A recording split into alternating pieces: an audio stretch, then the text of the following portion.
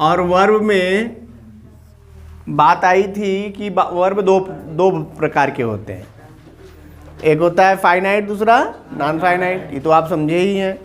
और जो finite verb होते हैं उनसे रिलेटेड जो रूल्स था वो कंप्लीट हो गया है कि फाइनाइट वर्ब्स जो होते हैं वो सब्जेक्ट के नंबर और पर्सन के अनुसार चेंज होते हैं। फाइनाइट और नॉन फाइनाइट दोनों में यही एक छोटा सा अंतर भी आपको ध्यान रखना चाहिए कि ऐसी क्रियाएं जो अपने सब्जेक्ट के पर्सन और नंबर से प्रभावित होती हैं उन्हें हम फाइनाइट वर्ब कहते हैं, और ऐसी क्रियाएं जो अपने सब्जेक्ट के नंबर और पर्सन से प्रभावित नहीं होती वो नॉन फाइनाइट वर्ब्स कहलाती हैं। और नॉन फाइनाइट वर्ब्स जो है वो 3 प्रकार की होती हैं।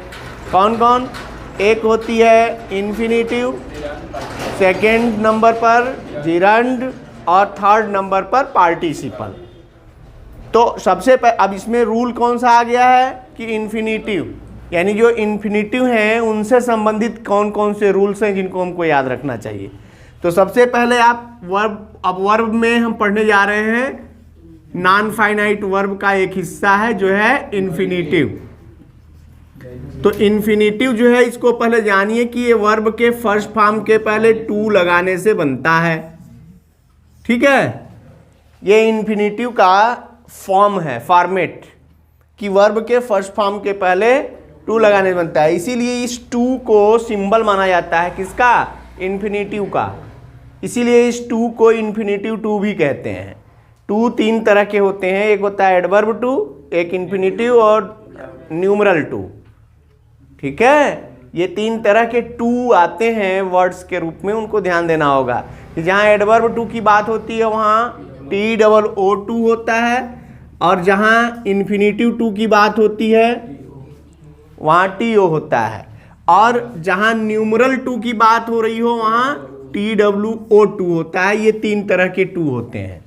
ठीक है, अब देखो ये जो इन्फिनिटिव टू है और जो एडवर्ब टू है, सबसे पहले यही आ गया तो इसी को समझ लो कि एडवर्ब टू का संबंध इन्फिनिटिव टू से होता है। जिन वाक्यों में एडवर्ब टू का प्रयोग किया गया हो उस वाक्य में आने वाली जो दूसरी क्रिया होती है वो हमेशा इन्फिनिटिव होती है, वो जिरंड नहीं होती। यानी एडवर्ब टू, इसका रूल आपने ट्रांसफॉर्मेशन में पढ़ा था, कौन सा? Adverb too, removing adverb too and use of adverb too. तो रिमूव या यूज करते समय ये सावधानी बरती जाती है कि जब एडवर्ब टू के बाद कोई इन्फिनिटिव आया हो तो इस इन्फिनिटिव को स्प्रेड करके नाउन क्लॉज बना दिया जाता है, दैट, कैन नॉट या कुड नॉट ना। और यदि एडवर्ब टू के साथ कोई इन्फिनिटिव न आया हो तो एडवर्ब टू के प्लेस पर कुछ पर्टिकुलर वर्ड्स हैं, जैसे excessively, extremely, beyond the proper limit जैसे शब्दों का प्रयोग करके जो है वाक्य को बनाया जाता है। इसका मतलब हो गया कि एडवर्ब टू के साथ यदि इन्फिनिटिव टू दिया होता है तो वो स्प्रेड करके नाउन क्लॉज बनता है, और जो नाउन क्लॉज है उसको हटाकर यदि एडवर्ब टू के साथ लगाना हो तो इसको इन्फिनिटिव में बदला जाता है। यानी जब एडवर्ब टू आया हो तो उसके बाद आने वाली जो क्रिया होगी वो क्या होगी? इन्फिनिटिव ना। एक रूल ये दिमाग में रखिए, ये बोर्ड का क्वेश्चन बन सकता है। जैसे यदि एग्जाम्पल के रूप में ले लें तो he is too fat to run ना, ये हमने एकदम सटीक वो लिख दिया कि इसमें कोई गलत नहीं है क्योंकि एडवर्ब टू के साथ इन्फिनिटिव टू आता है। गलत क्या हो सकता था कि यहां पर यदि ये लिख दे फॉर रनिंग तो ये देखो जीरन बना दिया, इसका मतलब ये क्या हो गया? ये गलत हो गया। क्यों हो गया? क्योंकि एडवर्ब टू के साथ जब भी कोई क्रिया आ रही है तो वो क्या होगी? इन्फिनिटिव में होगी। समझ में आ गई ना? ये है एडवर्ब टू का प्रभाव क्रिया पर, यानी एडवर्ब टू आया तो उसके बाद वाला वाक्य बाद वाली जो क्रिया बनेगी वो इन्फिनिटिव की ही बनेगी, ये हमको ध्यान देना है। ठीक है, तो ये हो गया आपका एडवर्ब टू से रिलेटेड रूल। इसके अलावा भी बहुत से एग्जाम्पल आएंगे भी, उसमें देखोगे तो इन्फिनिटिव से रिलेटेड कौन कौन सी मुख्य बातें हैं जिनको हमको हमेशा दिमाग में रखना चाहिए। कौन सी मुख्य बात है? तो सबसे पहले आप जानिए कि इन्फिनिटिव दो प्रकार का होता है। कितने प्रकार का? कौन कौन? एक होता है सिंपल इन्फिनिटिव और दूसरा होता है जिरंडियल इन्फिनिटिव। क्या होता है? सिंपल इन्फिनिटिव और जिरंडियल इन्फिनिटिव। इसमें समझते रहिए आप कि ये सिंपल इन्फिनिटिव जो होता है वो वर्ब के फर्स्ट फॉर्म के पहले टू लगाने से ये भी बनता है और ये भी बनता है। दोनों में रूप में अंतर नहीं होता, यूज में अंतर होता है। तो यूज क्या है? तो ये सिंपल इन्फिनिटिव जो है वो नाउन का कार्य करता है। किसका काम करता है? नाउन का। इसीलिए ये सिंपल इन्फिनिटिव नाउन के प्लेसेस पर 5 जगह आता है। सब्जेक्ट के स्थान पर, ऑब्जेक्ट के स्थान पर, प्रीपोजिशन के ऑब्जेक्ट के स्थान पर, कंप्लीमेंट के स्थान पर और केस इन अपोजिशन के स्थान पर आता है, क्योंकि ये नाउन का कार्य करता है। दूसरी तरफ आप देखिए जिरंडियल इन्फिनिटिव। जिरंडियल इन्फिनिटिव के का भी रूप सेम होता है। नाम देखो जिरंडियल, जिरंड से आपको लग रहा होगा कि तो जिरंड वाला है, ऐसा नहीं है। बनता ये भी है वर्ब के फर्स्ट फॉर्म के पहले टू लगाने से, वो कार्य इसका बदल गया। इसका यूज होता है एडवर्ब की भांति। किसकी भांति? एडवर्ब की भांति, यानी ये एडवर्ब का भी काम करता है। ठीक है, नाउन का कार्य तो करता है तो सिंपल इन्फिनिटिव है, और जब एडवर्ब का काम करता है तब जिरंडियल इन्फिनिटिव है इन्फिनिटिव ही, लेकिन कार्य के आधार पर इसका नाम बट गया कि जब ये नाउन के रूप में प्रयोग होगा तो इसको सिंपल इन्फिनिटिव, और जब एडवर्ब के रूप में करेगा तो जिरंडियल इन्फिनिटिव। जैसे एडवर्ब के रूप में कहाँ प्रयोग होता है, इसको कैसे जानेंगे? जैसे लेटर लिखते हैं, लेटर में आता है ना, I am happy to inform you, I am very happy to inform you, मैं आपको सूचित करते हुए बहुत प्रसन्न हूं। देखो यहां पर ये इन्फिनिटिव है, लेकिन ये जो है एडवर्ब के रूप में है। ठीक है, मतलब समझ में आ रही ना कि जब ये इन्फिनिटिव के, ये इन्फिनिटिव में होता है तो नान एनी की ध्वनि देता है। इन्फिनिटिव के रूप में होता है तो नान, हालांकि इसमें भी नान एनी की ध्वनि देता है। इसकी हिंदी एक पहचान बता दूं कि जब किसी वाक्य में ने के लिए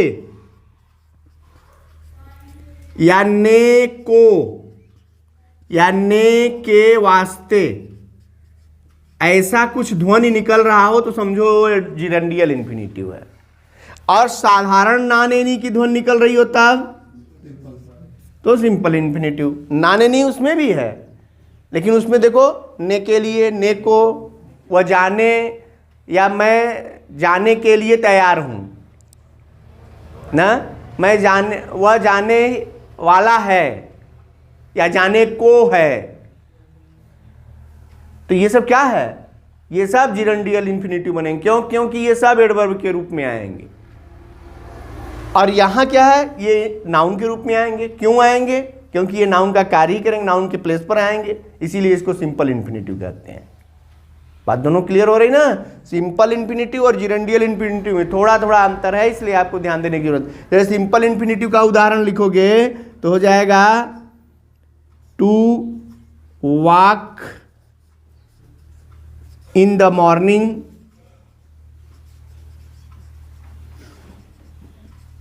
इज ए गुड एक्सरसाइज।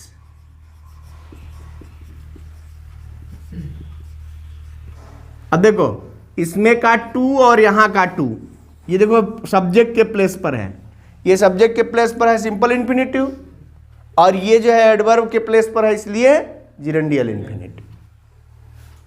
ठीक ना? यही अंतर होता है, बहुत कुछ नहीं है, बस ये ध्यान देना है कि बस इसका यूज बदला तो इसका जो है नाम बदल जाएगा, शेष इसका रूप जो है वो वही रहेगा। ठीक ना? यानी वर्ब के फर्स्ट फॉर्म के पहले टू लगाने से बनता है। इतनी बात क्लियर हो गई? तो इन्फिनिटिव के यूज के आधार पर भी दो रूप बन जाएंगे। क्या बन जाएंगे? एक तो होता है विथ टू और एक होता है विदाउट टू।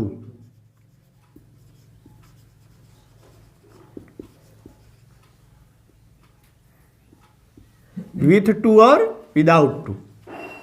अब देखो यहां जो है भाई, चूंकि हम करेक्शन पढ़ रहे हैं ना, सेंटेक्स में जब हम रूल पढ़ रहे हैं तो क्या पढ़ रहे हैं, करेक्शन ऑफ द वर्ड्स या correct use of correct words in a sentence. यानी हमको इस ध्यान देना है कि इन्फिनिटिव जब वाक्य में आ रहा हो तो उसका रूप क्या होना चाहिए, प्लेस क्या होना चाहिए, यही ना। तो जैसे अब अभी ऊपर बताया मैंने कि इन्फिनिटिव के प्लेसेस के रूप में देखोगे तो एक तो नाउन के प्लेस में, दूसरा एडवर्ब के प्लेस पर, क्योंकि नाउन के रूप में सिंपल इन्फिनिटिव और एडवर्ब के रूप में जिरेंडियल इन्फिनिटिव। अब यहां देख रहे हैं कि विथ टू कब होता है और विदाउट टू कब होता है, क्योंकि ये इन्फिनिटिव जो है ना विथ टू यानी टू के साथ भी है और कभी कभी विदाउट टू भी होता है। जैसे I am to go now या आई एम अबाउट टू लगा दो, I am about to go now, एक सेंटेंस है, I am about to go now. यहां टू गो क्या है, ये देखो है इन्फिनिटिव विथ टू, है कि नहीं है। अब इसी में मैं ये कह दूं लेट मी गो नाउ, मुझे जाने दो, यहां भी नाने की ध्वनि आया, ये भी इन्फिनिटिव है। मुझे जाने दो, यहां भी नाने की ध्वनि आई, ये भी इन्फिनिटिव है। लेकिन इन्फिनिटिव में दोनों में रूप में अंतर हो गया। क्या अंतर हो गया कि यहां का इन्फिनिटिव विथ टू है और यहां का इन्फिनिटिव विदाउट टू है। अब इसको समझना ये है कि कब ये इन्फिनिटिव विथ टू होगा और कब ये इन्फिनिटिव विदाउट टू होगा, ये इंपॉर्टेंट हो गया आपके लिए। तो सबसे पहली बात तो आप ध्यान दीजिए कि जितनी मॉडल ऑक्सिलरीज होती हैं, क्या मॉडल ऑक्सिलरीज के साथ आपको ध्यान देना है कि कुछ मॉडल्स के साथ, इन मॉडल्स के साथ ये ध्यान दो, मॉडल के साथ जो वर्ब फर्स्ट आता है वो क्या होता है, वो हमेशा इन्फिनिटिव ही होता है। अभी तक आप पढ़ते रहे हैं तो ये कहा जाता है कि मॉडल के साथ क्या लिखा जाएगा, वर्ब का फर्स्ट फॉर्म, ऐसा कहा जाता है। लेकिन अब आपको समझना क्या है कि मॉडल्स के साथ इन्फिनिटिव लिखना है। इन्फिनिटिव होता क्या है, तो इन्फिनिटिव वर्ब के फर्स्ट फॉर्म के पहले टू लगाने से बनता है। बट सतर्क क्या रहना है, तो सतर्क ये है रहना है कि जो इन्फिनिटिव प्रयोग करना है वो इन्फिनिटिव विथ टू होता है और विदाउट टू भी होता है। तो ये जो मॉडल्स हैं, मॉडल्स कौन कौन से हैं पता है ना, can, could, may, might, should, would, ought to, must, use to, dare, need, has to, have to, had to, will have to, shall have to इत्यादि। इसके अलावा विल या शैल, विल या शैल भी मॉडल ऑक्सिलरी कहे जाते हैं फ्यूचर टेंस में ना, ये मॉडल ये हैं। तो इन मॉडल के साथ जितनी भी वर्ब फर्स्ट फॉर्म की क्रियाएं आती हैं वो सब क्या होंगी, इन्फिनिटिव होंगी। लेकिन सारे मॉडल्स के साथ इन्फिनिटिव विथ टू नहीं होता। कैन के साथ इन्फिनिटिव विदाउट टू, कुड के साथ infinitive without to, will, shall, would, should सब के साथ, मस्ट, इन सब के साथ क्या लगेगा, इन्फिनिटिव विदाउट टू। और इन्फिनिटिव विथ टू किसके साथ रहता है, तो मॉडल ऑक्सिलरी ऑलरेडी ऐसी बनाई ही गई है कि जिन मॉडल के साथ इन्फिनिटिव विथ टू रहेगा उनके साथ टू लगा है। यूज टू, आट टू ना, has to, have to, had to, will have to, shall have to, is to, am to, are to, ये कोई क्रिया नहीं है। Is, am, are helping verb है, has, have, had helping verb है, लेकिन ये टू जो लग रहा है यूज्ड मॉडल ऑक्सिलरी है, यूज्ड टू मॉडल ऑक्सिलरी नहीं है। यूज्ड को टू के साथ हम रख के इसलिए कहते हैं कि यूज्ड के साथ आने वाला जो इन्फिनिटिव है वो विथ टू रहेगा।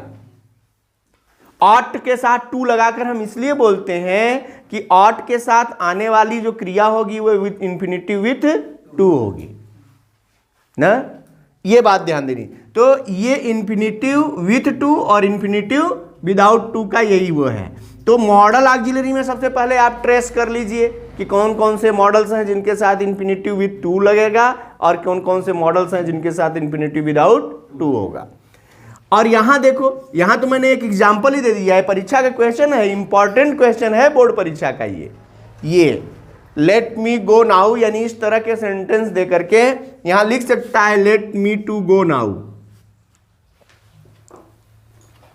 तो सेंटेंस गलत हो गया ना, देखने में आपको सही लगेगा, क्योंकि यहां मतलब है मुझे जाने दो, नाने नी की ध्वनि आ गई, इसका मतलब इंफिनिटिव है। आप सोचेंगे कि यहाँ टू लगा है तो सही है, लेकिन यहां लेट वर्ड बड़ा इंपॉर्टेंट है कि ये लेट के साथ आने वाला जो इंफिनिटिव होता है वो विदाउट टू होना चाहिए, इसलिए ये टू गलत हो जाएगा। यानी लेट मी गो, यहां गो इंफिनिटिव है लेकिन इंफिनिटिव विदाउट टू है। क्यों? क्योंकि ये लेट के साथ रूल है कि इसके साथ इंफिनिटिव विदाउट टू आता है। दूसरा एक महत्वपूर्ण शब्द बताऊं, मेक। मेक एक ऐसा वर्ड है, मेन वर्ब के रूप में जब आए कहीं या इसका यूज हो रहा है तो इसके बाद आने वाली जो क्रिया होती है वो विदाउट इंफिनिटिव विदाउट टू होती है। जैसे इसका एग्जाम्पल आप देखना हो तो कॉजिटिव वर्ब का एग्जाम्पल देखिए कि कॉजिटिव वर्ब यानी प्रेरणार्थक क्रियाओं में जब ऐसे वाक्य बनते हैं जिसमें कोई चीज प्रेरणा दी जा रही हो तो प्रेरणा दिए जाने वाली क्रिया हमेशा इंफिनिटिव में आती है, मेक और काज के साथ।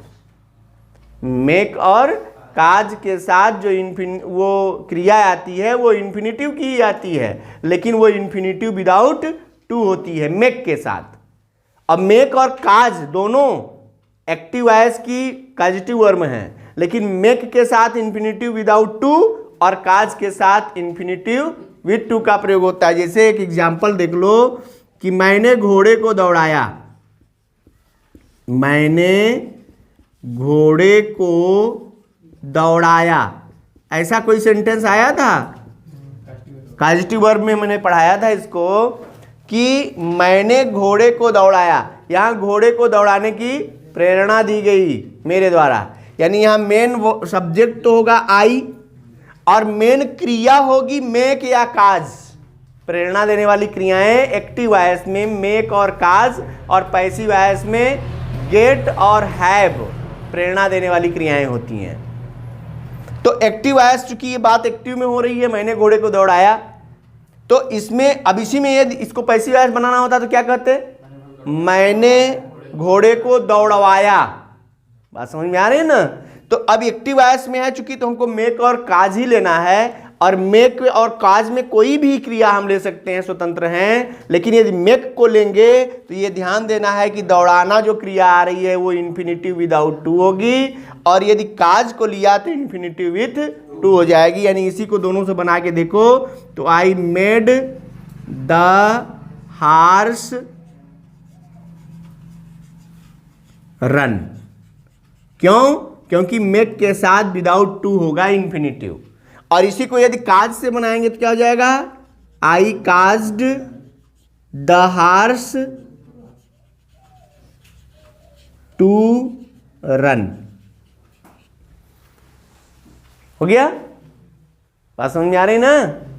तो ये दो क्रियाएं यहां देखो, लेट और मेक, इन दोनों क्रियाओं को समझिए कि इसके साथ आने वाला जो इंफिनिटिव होगा वो हमेशा विदाउट टू होगा। ये बोर्ड का क्वेश्चन बन सकता है इसमें से। और इधर तो आपको समझाया ही हमने कि infinitive with to specially model वगैरह में देखना है कि मॉडल की क्रियाएं जो होती हैं उसी में थोड़ा मिस्टेक होता है कि मॉडल की क्रियाओं के साथ इंफिनिटिव विथ टू भी होता है, इंफिनिटिव विदाउट टू भी होता है। तो अभी आपको देखना है कि सारी मॉडल्स के साथ इंफिनिटिव विदाउट टू होता है, लेकिन कुछ मॉडल्स ऐसे हैं जैसे यूज्ड हो गया, आर्ट हो गया, इनके साथ इंफिनिटिव विथ टू हो जाता है। ठीक है, यही सब है। और कुछ वर्ब हैं जो इम्पॉर्टेंट वर्ब हैं जिनके साथ इंफिनिटिव का ही प्रयोग करना चाहिए।